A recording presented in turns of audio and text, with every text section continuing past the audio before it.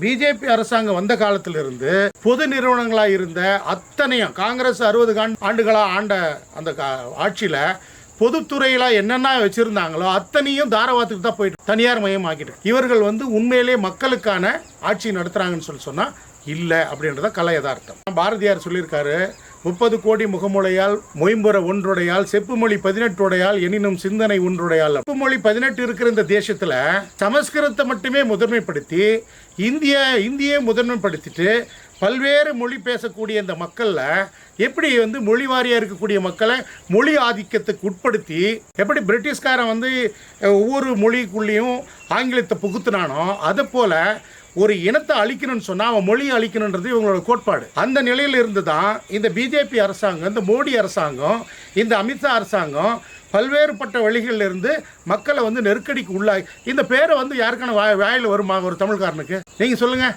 ஏன் அதை மகாத்மா காந்தி ஊரக வேலைவாய்ப்பு திட்டன்றதை எடுக்க வேண்டிய அவசியம் என்ன? அப்போ மகாத்மா காந்தி தேசிய விடுதலைக்காக பாடுபட்ட இந்த தேசிய தந்தை இல்லையா?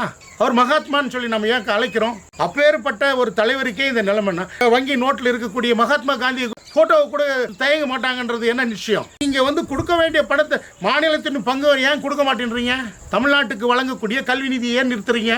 ஒரு மகாத்மா காந்தியோட பெயரை நீக்கக்கூடிய ஒரு சூழ்நிலை உங்களுக்கு என்ன வந்தது? அந்த நிர்பந்தம் என்ன? ஏன் மகாத்மா காந்தி இந்திய தேசத்துக்காக போராடினவர் இல்லையா? அவர் வக்கீலாக இருக்கிறபோது கோட் சூட்டு போட்டு இருந்தவர் தானே. இந்த மக்களுடைய வாழ்நிலையை தெரிஞ்சுக்கிட்டு தானே அவர் ஒரு கட்சி கட்டிட்டு இருந்தாரு.